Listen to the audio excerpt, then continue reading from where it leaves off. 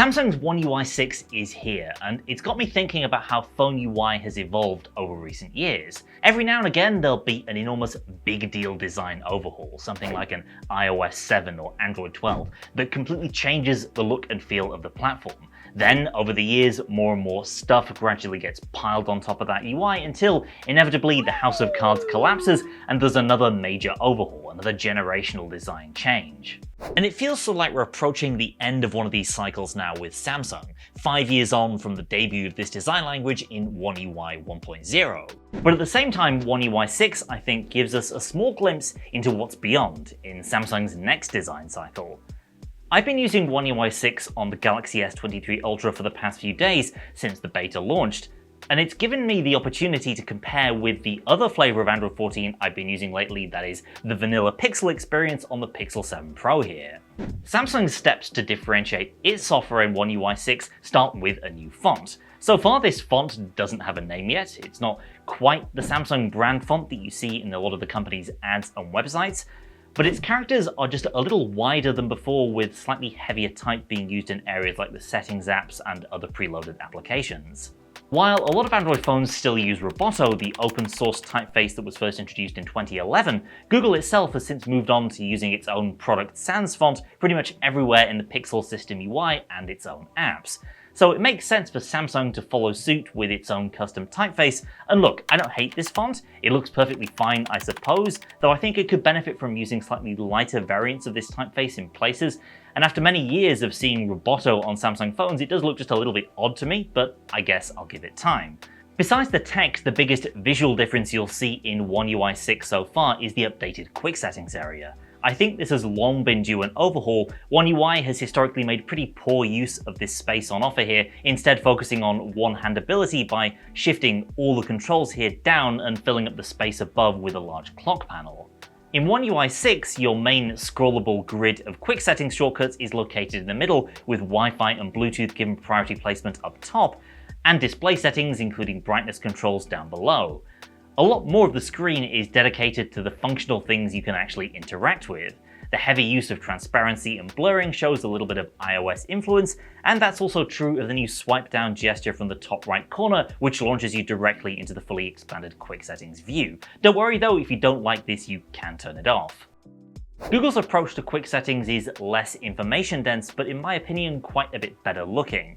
This little 2x4 grid of shortcut cards is largely unchanged since Android 12. It means you may need to scroll longer to find what you need, but it's more coherent visually. Personally, I'm a fan of it. I know some folks hate it for the information density related reasons and the fact that you have the internet tab which demands additional clicks to turn off things like Wi-Fi when you need to. It doesn't bother me all that much though. Where Samsung has followed Google's lead though is with its new media playback cards. In One UI 6, this takes on the cover art of whatever you're listening to, with matching color theming for the progress bar and buttons. It only takes on this color when it's fully expanded though, so you'll have this somewhat jarring transition when opening it up. I do quite like this liquid style waveform progress bar though. We should also talk about animations, and this is one area where Samsung typically improves throughout the course of its beta programs, so I won't judge too harshly just yet. But yeah, I think Google does a better job with the fluidity of its animations, especially around unlocking and jumping in and out of apps. And comparing these two different flavors of Android 14, the animation difference is pretty stark when you look at it with a high frame rate camera. The home screen experience of Pixel phones hasn't changed much, if at all, with Android 14, although it does seem like we're in for a redesigned at-a-glance widget, probably alongside the launch of the Pixel 8 later this year. Samsung, on the other hand, has made some scaling changes to the way that certain icons and widgets appear in the One UI launcher. This is most noticeable in the weather and calendar widgets, but it's also visible around other parts like the Google search bar and app icons here. And to my eye, it seems like Samsung's sort of chasing the larger, chunkier look that you see with some widgets on the iPhone 14 Pro Max. And when it comes to some scrollable widgets like the calendar here, you do see less on One UI 6 now compared to version 5, which isn't great. As for the widgets themselves, there are a couple new ones that I haven't seen in One UI 5.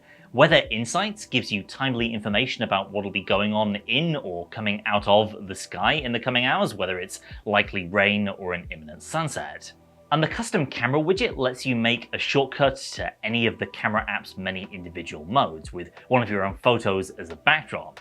It's clear Samsung's leaning much more into the whole iOS-style rounded rectangular widgets thing than Google is. That's a trend that started with widget stacking in One UI 5, itself an iOS copycat feature. Widget-wise, things are much more freeform on the Pixel, for better or worse. If you're only using Google or Pixel widgets on your phone, it looks fine. Add in others though, and your mileage may vary. One neat feature you won't find on either the Pixel or the iPhone is the two-handed movement gesture on the home screen. You can grab an icon or widget with one finger, then use another to scroll through your home screens to find its new home. This is much easier than rolling to the edge of the screen as you need to do on most Android phones, which is especially awkward on very big phones like the S23 Ultra here. And you can also use this two-handed approach to grab content from many other apps, including, to my surprise, some non-Samsung apps like Google Photos. This is because that's actually an Android 14 feature that's been built upon by Samsung here. Use Android 14 on a Pixel and you'll be able to grab images from places like Recents menu and other apps and share them with the likes of Android Messages. It kind of changes how you think about sharing things between apps, letting you work around the often clumsy Android share sheet. Meanwhile, on the lock screen, Samsung introduced custom clock fonts in One UI 5, and Google has a very similar feature coming in its Pixel version of Android 14. In both cases, this kinda apes iOS 16's lock screen customizations, which gives you a loadout of highly stylized fonts for your clock. One UI 6 hasn't changed a ton about the lock screen yet, but you do get a handful of new and quite stylish typefaces to use with your lock screen clock, and you have more freedom about where you can move it to.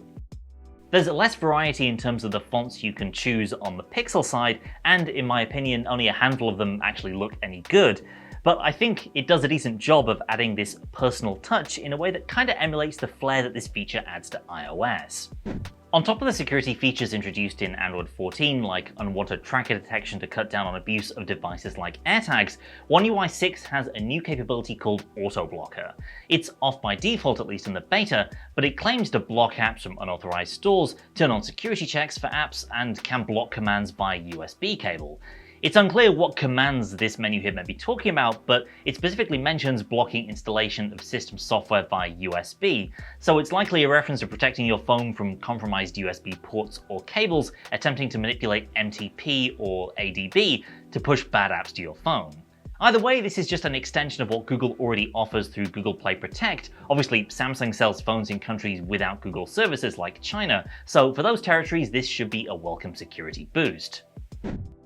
For the most part with One UI 6, we're still dealing with the foundations of the design that Samsung started back in 2018, just as Google is building on the work that started with Material U's debut in 2021.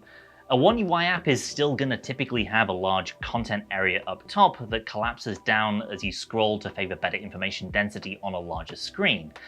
And Samsung has done a pretty decent job incorporating some parts of Material U, notably wallpaper color theming and new media controls, into its UI. I still think Material U on the Pixel has a more distinctive look and greater attention to detail in things like animations, and that's one area I hope Samsung doubles down on in the weeks and months until One UI 6 is finalized. On the other hand, Samsung still excels with superior multitasking features, automation excellence through modes and routines, and of course a full desktop mode through DeX, something that's long been rumored in stock Android but which still has yet to materialize.